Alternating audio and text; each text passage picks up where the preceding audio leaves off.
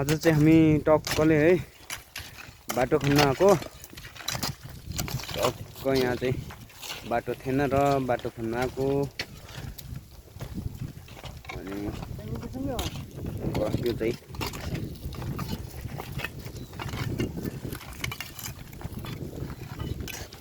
टक्क यहाँ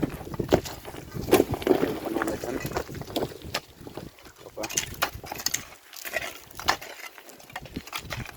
बाटो जोड्न लागेको छ।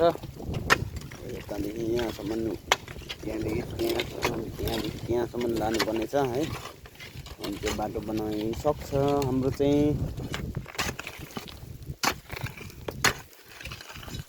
टक्कले ठेकेदारले यहाँ होइन बनाउँछन्। टक्क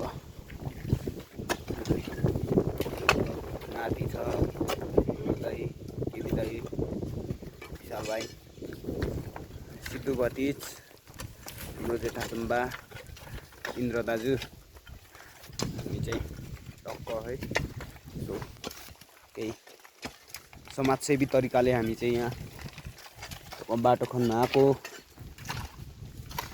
यो चाहिँ फगुन नम्बर 2 इम्बुङ वडा नम्बर 8 हायुक जाने बाटो हामीले बनाउँदैछौँ।